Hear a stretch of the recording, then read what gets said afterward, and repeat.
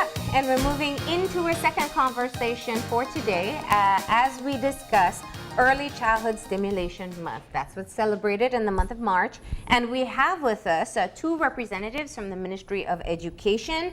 We have Nadira Ross and we have John Newport. Good morning and welcome. Good morning. Good morning.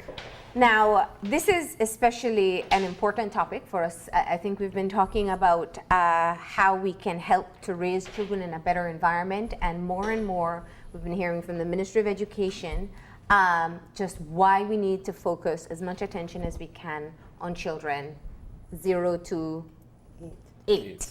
I was going to say 3, sorry. Go ahead. Why is that the case? Different stages of life. Yeah. 0 to 3, because there is now so much evidence that children's brains develop tremendously in the first 3 years of life. Mm-hmm. Yeah. And that what opportunities are provided for children and the interactions we have with children and the way we nurture them at that stage actually affects their entire life. And it's almost every single month a new piece of research comes out that says we can track what happens later in life to what happens in the first 3 years. Wow. But that is the first stage. Yeah. And then from 3 to 5, there is now what in a lot of countries is called like a foundation. Mm-hmm. And it's not that 3 to 5 therefore is something you do just before school to make sure you're learning your ABCs, you're ready for school. It's a separate part of the child's development where different what we call domains are developing. So you have physical development, social development, emotional development, as well as brain development. Yeah. And that is a crucial, 3 to 5 is a crucial period, especially for the social and the emotional development of children. It's actually where you are setting their, not totally setting, but the foundation in social and emotional development 3, 4, and 5 strongly influences how that person handles themselves and interacts with others for the rest of their life. Yeah. And then as we go into early primary school, then there's a shift again, and then you're beginning to lay the foundations for, again, cognitive brain success and other things. Over the years, we've heard from the Ministry of Education a real focus on getting children into preschools. Now, it's not mandated, but you have been doing your own advocacy and training as well. How are we doing now in terms of enrollment? In terms of enrollment at our centers, we are over 7,500 strong, I would say.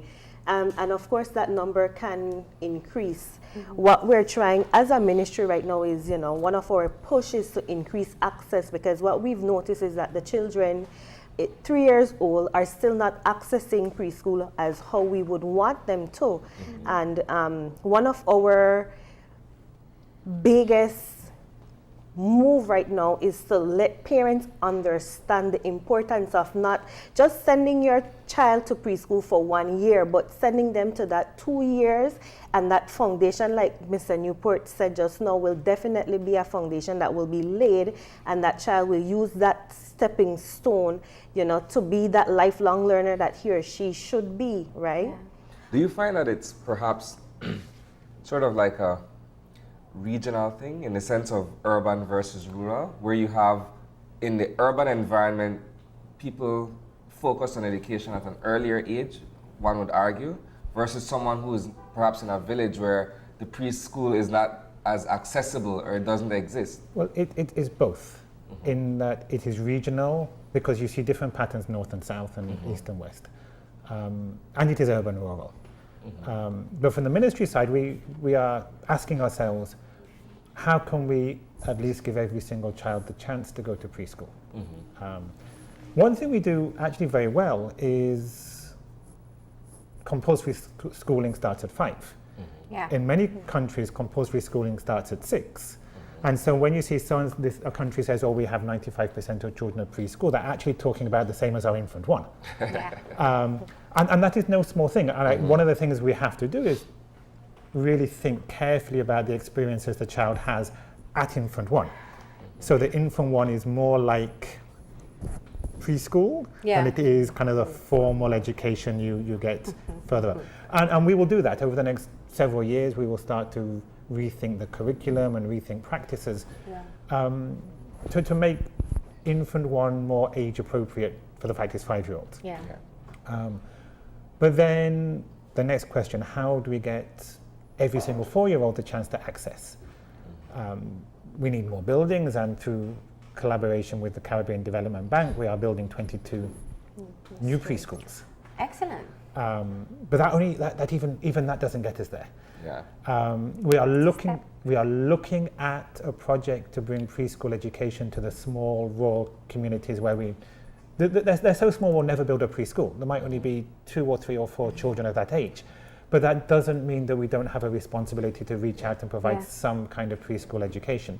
So that will come on stream next year. And then largely it is, yes, working with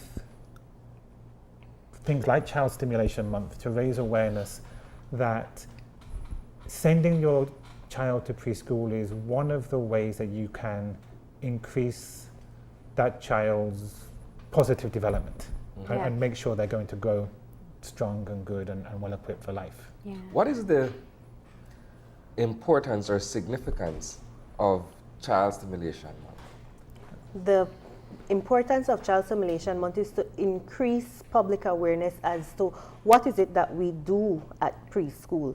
You know, most of the time parents will just say, you know what, I really don't want to send my child to preschool because all they do there is play.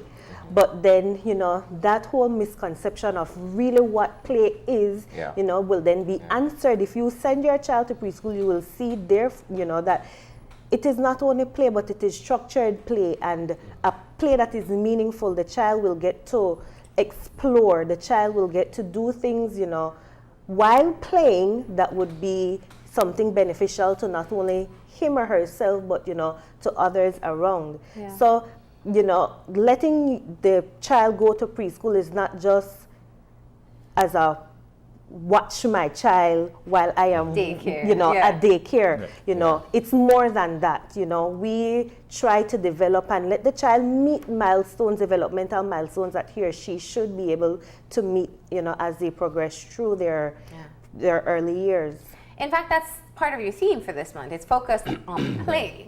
And it almost, I mean, I think you would think that a child up to 5 years old, that's all they do. But it is something that has to be continuously emphasized, especially in the era where we all have tablets and it's like a magic tool in calming young children, so we can go to it all the time. Why is it necessary that we have interactive play at this time? What is it doing to their little brains? I think you said, we think that that's all children do.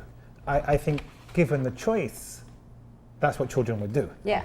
But in fact, oftentimes we structure things in such a way that we prevent children from playing. Okay. And the first thing to realize is, at the young age, any idea that, well, if they're playing, they're not doing anything productive, or if they're playing, they're wasting time, that is completely wrong. Yeah. It could not be more wrong. When a child is playing, a child is developing. And when a child is allowed to choose how they play, rather than the adult saying, this is what you're going to play. Yeah. And so the child chooses what they want to do. The child will choose something that has a meaning for that child. Okay. And then what the adult can therefore do is 2 things. Provide the opportunity, because if there's no space, the space has to be safe.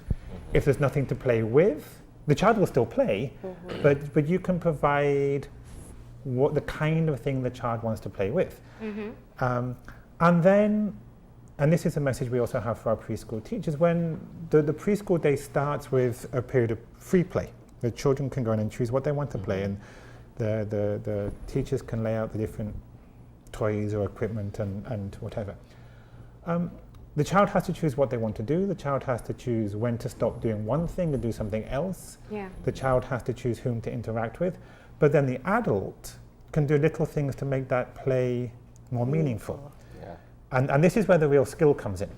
Because what the adult should not do is jump in and try to direct the play.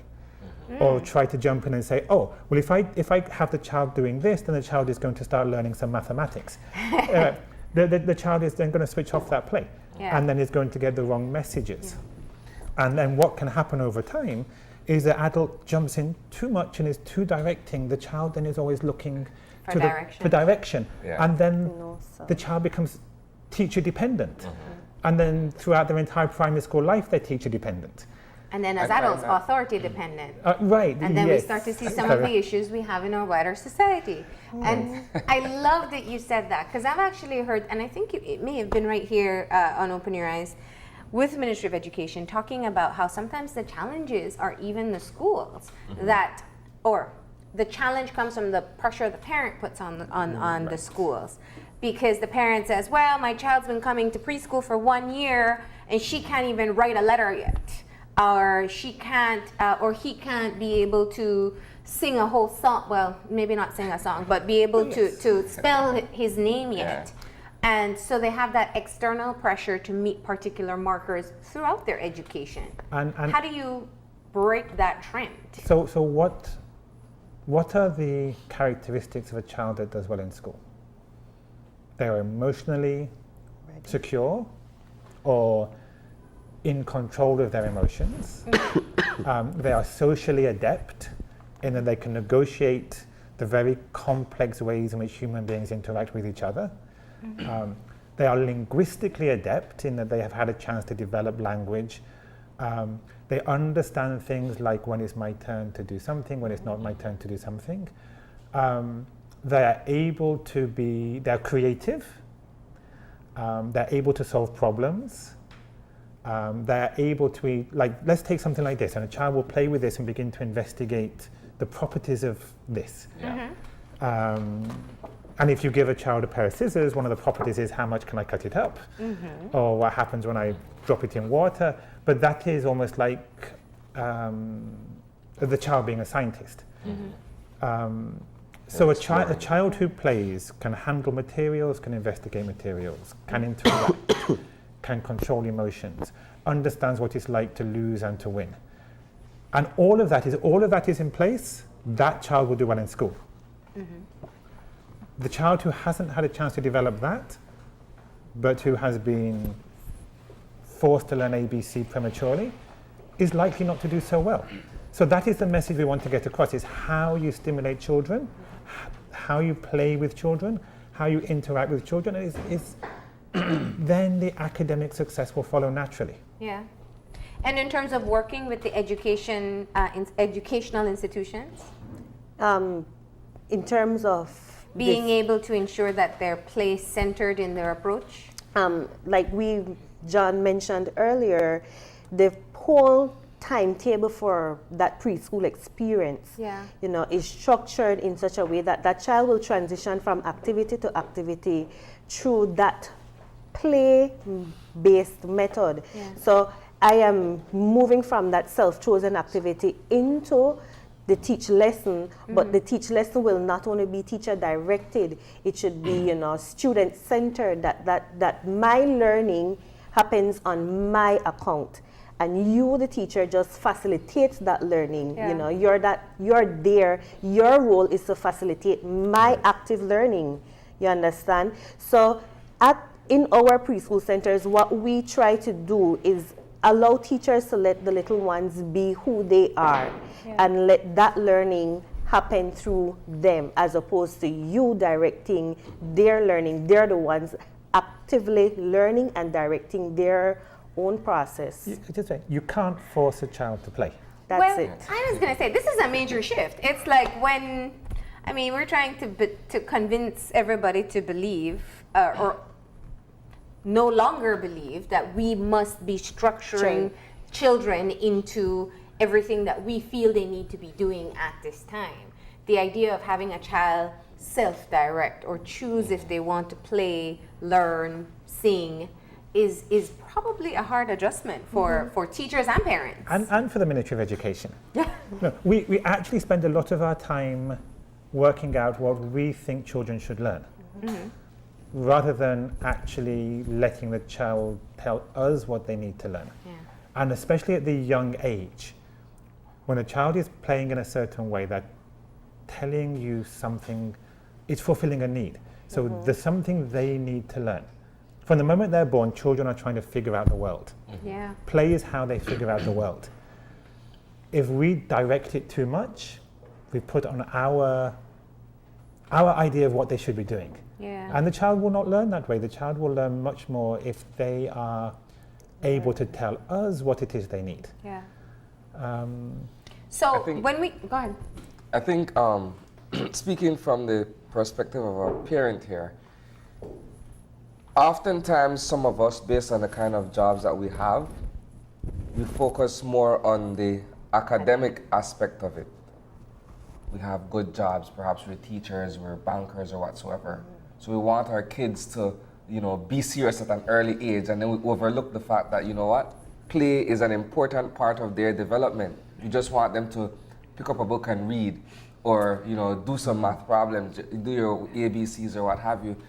And then we completely discard the fact that perhaps playing is what allows them to find a certain sense of focus as they go about their academic pursuits as well. yes. So if you are a parent who's too busy, and we all tend to be, and I know we said this on this show before, firstly make sure you read to your child every night. One step. I mean, if you're a very busy parent, you're not finding enough time to be with your children, doesn't matter what else. Find a time every single night where you turn off from work, you turn off your phone, you turn off the television, and you read to the child. And just by doing that, the child will begin to learn to read, and you will bond with the child in a positive way, so it's also building the emotional security the child needs for later success. So that's, I think, the number one thing. And then find time to play with your child, and don't direct it. Yeah. Find time to play with your child and let the child lead what they're doing. Now, your focus on care for child development, and I wanted to go into some of the breakdowns, because we always say age specific, which means the reading of the book may be more beneficial at one stage than another. Talk to us about what parents can do with their children through the different age stages to really make the most impact. What type of play are we talking about? Simple play and communicate. Okay. And that is what Care for Child Development does. I'll just backtrack a bit in terms of how we got to the point of Care for Child Development and the importance of looking at it through an intersectoral collaboration as opposed to just a Ministry of Education standpoint. Because when we get the children in education, we get them at 3 years. That crucial window period from birth to 3 would have already gone. So we have our Ministry of Health as our partner who is partnering with us. We have Ministry of Human Development. The parents, we have to work with the parents in order for us to meet these goals. But Care for Child Development allows the parent to know, the stimulating activities that you can do with your child in order to foster great communication skills with your child. Simple things that you can find in your home. You can take those simple things. One might look at a shoes box. I might get a shoes today, and I might look at the shoes box and say, you know what, I'll put that in the trash. But for the toddler, Kids love boxes. yes, so it's not for us to just put in the back of our minds that it is not something that as parents, as teachers, we can't do, but we can do it if we do it together and we're all working and coming from one point. It's amazing because I think even what seems to be simplistic, like peekaboo, teaches them object permanence, which baffles my mind. I just thought it made them laugh. Peekaboo does something else, which it builds a relationship between the parent and the child. It allows the child to understand that adults work in predictable ways. And mommy's going, but she's coming back. So there's a reason why some of these games have been around probably as long as human beings have been around, because they are important in the child's development. In the same way, children love boxes, children love water, children love dirt. And sometimes as parents, we get a little bit frightened. Don't play in the sand. Don't play in the sand. But playing in the sand is actually very important for that child. Why? Because, okay, I was actually watching my own child play in some dirt yesterday. This is why I'm talking about it.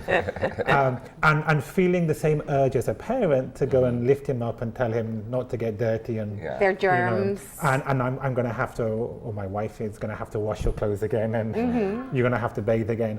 But then you watch what the child is doing, and the child is kind of picking up dirt, running it through their fingers, trying to make little sand castles or patties, seeing what happens when they knock it over. That is physics. You know, if you're concerned about your child's academic development, what is physics if it is not investigating the properties of physical things around us? So that is why children love dirt, because they can manipulate it and see what happens. Is why they love water. You know, a child who is in detergent with bubbles and pouring water into one glass and another and getting half of it on the floor and seeing what happens when they pour it on their shirt or whatever. Yeah. They're learning something, right? Yeah. And what we don't want is for that to be learned, well, if I do that, then mummy and daddy is going to beat me. Which is unfortunately what sometimes happens because of the stress that parents go through, and the parent is thinking, now I'm going to have to clean up. Or you're going to get sick. Or you're going to get sick. And that is a big fear. So, you know, we as parents of young children, we all know the difficulty of letting children play. Yeah. Obviously, we have to make sure it is safe, and that they don't get sick, and they don't get bitten by red ants when they're in the dirt. But making a mess is fine. Making a mess is what children do. And all a part of learning. All part of learning. They're learning. And what about communicating with your child before your child starts to speak? I know even from the little ones, they discourage baby talk. Yeah, infantilizing the child. So I shouldn't say ba ba ba ba or mama. No. Speak intelligently to the child. Okay. You know, that is what we enforce, you know, no baby talk. Baba, no. Bottle, you know, use the proper words that children will.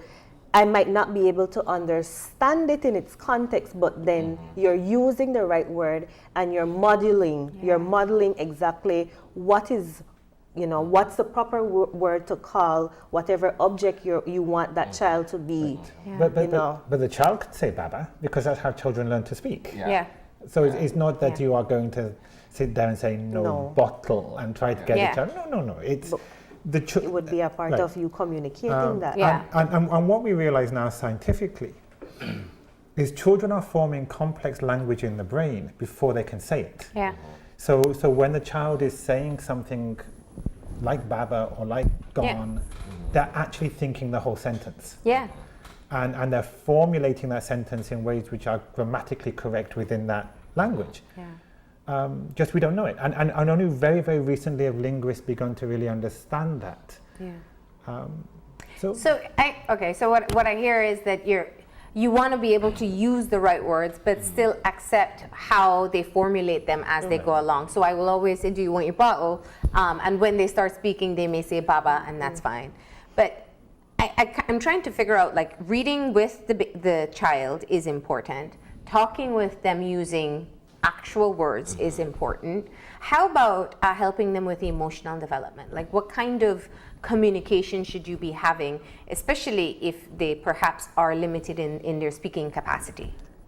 The emotion, that is where, as parents, you know, you will understand through parenting workshops, because the parent won't be able to internalize all of that, right? And that is where the different entities come in to let that parent understand, you know. I'll use one simple example as a parent.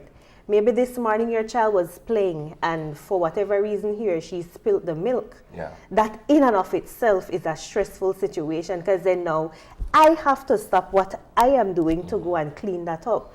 Then that stressful situation had already been created, the first thing we would want to do is yell, you know. But then if we know, if we're educated properly and in terms of, you know, how to deal with a situation that would unfold like that, instead of yelling, you know, talk calmly. Yeah. That's one way of, you know. Yeah. And then you as a parent doing that, the child then gets to self-regulate and understand, you know, yes, I spilled the milk, but it's not the end of the world. Yeah. You know, it's the approach of the parent that will dictate the pace of what happens thereafter. Yeah. Touch is important. Yeah. Having the right kind of facial eye contact is important. This is interesting, not breaking off contact without signaling it. Because you see, you're playing with a young baby, and then the baby is interacting with you and and then suddenly, you know, your phone rings and you watch what happens to the baby in that. The baby becomes almost traumatized because the baby was getting comfortable, the baby is happy, and then suddenly mommy or daddy has gone. It's too abrupt. And right. These kind of things are actually quite important. And not only that, that sometimes doing that, and you see the baby gets upset and the baby gets or sometimes the baby is playing one way and you decide the baby is playing in the wrong way and you try to change it, the baby cries, gets traumatized.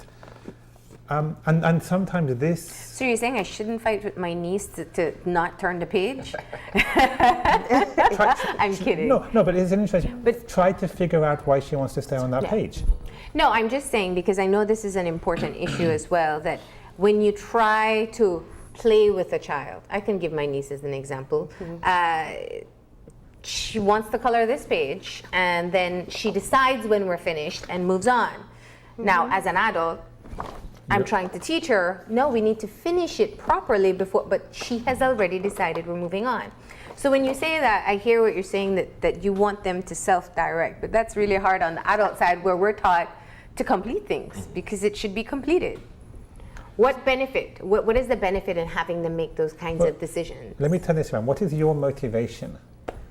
No, I'm not a parent. I'm just trying to do. What is it that makes you feel that you need to push the child to go to the next page? I haven't thought of it that far. Because I think what I try to understand why she wants to change it. You are putting an adult, what would you call a framework? But you are seeing this in adult terms. Yeah.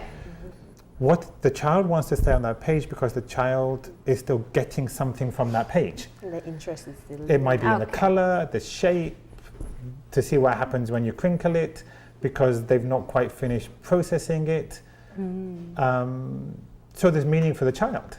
So now you force the child to turn the page. The child, why should the child then go on at you've lost the attention, you've lost the moment. Lesson learned. There we go. But the reason I brought it up, I think, because there's some things that we do that we think, and not as a parent, but anybody who interacts with kids, that you feel like you're really doing the best for them. They have homework to do. You force them through tears to sit down and do their homework.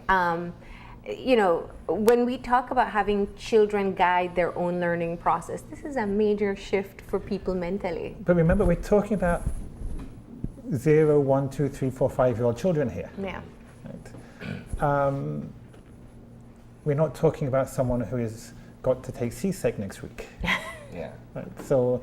But how does doing this as a young age help them to have the motivation and the discipline to be well prepared for CXCs later on in life? How does one tie into the other? Simple. From an early age, you get to learn routines. Okay. You get to learn that, you know, things come after one another. And if the routines are laid and the routines are established at a very young age, at transition and the transitions thereafter from primary school to high school, from high school to tertiary, you know, will fall right into place. But we can't get to that point if the foundation is not laid. Okay. All right. Right? And secondly, Marlene, who is going to get the better CSEC? The child where everything is directed, or the child who learned to think for themselves? Mm-hmm. Yeah.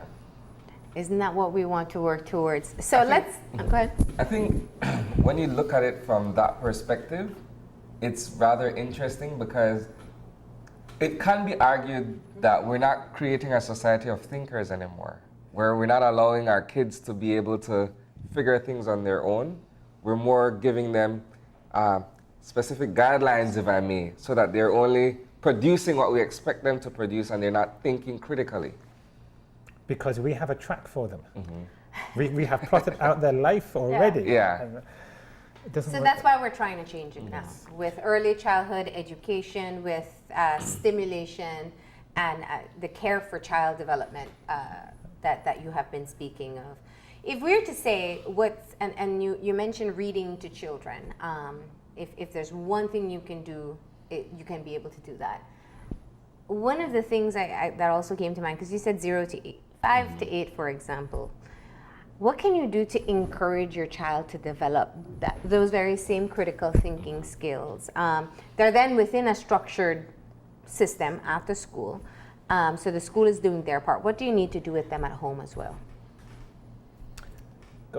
No, it's actually, it's interesting that this is an area that has not been researched as well as the lower end. It is actually, there's an appreciation now that we have gotten to a point where we understand the 0 to 5 child much more than we understand the 5 to 8. Yeah. But some of the themes continue. We have a slogan for Child Stimulation Month. From birth to 8, children must play. Yeah. And then someone said to me, okay, so at 9 they don't have to play again, which is not the case. Yeah. Right? Play changes. Yeah. The form of play changes. The form of play, the way in which 0 to 3 boys and girls play together, and in all societies, in all cultures, play then becomes more gendered as at that age group. So 5 to 8, you get boys playing with boys and girls playing with boys. But again, if you take the basic idea that children are really playing when they have made the choices. Yeah. So it is still, if you provide the time, the space, the safety, and then allow the child the time to play, the child will figure out for themselves what is the best thing for them. Yeah. And one thing which, I want to link this to what else is happening. We should also understand the importance for children of play in dealing with traumatic situations. That we know that our children are many times confronted with very difficult situations, and they need time to play to work out for themselves how to deal with it. And by depriving the child of that time and space to play, or trying to direct the play too much, you're not allowing the child to figure out, and the trauma could be, my pet has died, to mommy and daddy are fighting, to my friend doesn't like me, two things which really are far more toxic but playing is children's coping strategy for that. And it means playing with the children. Yeah. Well, let's say, allow, if this is at home, Yeah. allow the child to make the choices, but be there. Yeah. Take the cue from the child. Yeah. Sometimes the adult is there and is just the observer. Sometimes the adult is there and they are an active participant. So you see, one of the things that does happen as a child gets older, you're doing far more turn-taking games. Yeah. Okay. You're doing games which have rules. Okay. Now, children love to invent their own rules.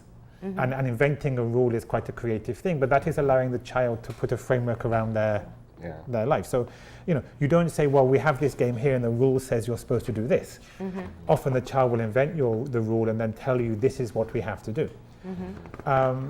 But then you see, if you're playing a game with the child and it involves talking, so you see yourself as call it a talk partner. Okay. Right? But again, you're taking your cue from the child. Sometimes it is taking turns to help understand that there are rules. Children at a certain age love to cheat. They're trying to, because they like to win. Yeah.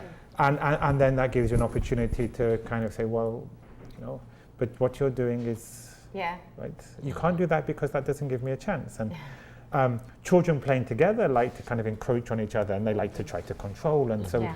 all of this is, as an adult, you are thinking, okay, in a way which is very sensitive to the needs of the child. We are trying to teach the child about how you interact with each other, how you play fair. Yeah. When children play, often their, if you like, prejudices will come out. Yeah. So during play, what do you do if you hear your child say something which is nasty or which is intolerant of another group? Yeah. Yeah. This is not easy to do. Yeah. But if we don't give the child that opportunity to play and then to listen to them, the child will internalize it. And if it is internal, then we can't do anything about it as adults to kind of ameliorate or remediate or to prompt or to probe. So I think it does get kind of more complex as a child grows up, Yeah. but the message is still the same. Play is actually absolutely vitally essential Yeah. to a child's positive development. All right. From they are born, encourage Yeah. play. What else is happening for Child Stimulation Month as we wrap up? The Festival of Arts, which everybody loves. Yeah. Today in Belize. Today, tomorrow, and Thursday, and next week, the Festival of Arts will be happening in the other districts. Okay. And then to culminate the month of activities, we have our expo. And that's not to say that in individual schools, activities, won't be happening. Visits from community workers will be happening in schools. Parents being able to come in and be a preschooler for the day. Yes. Grandparents coming in. So there are a lot of other activities that will be happening countrywide. Yeah.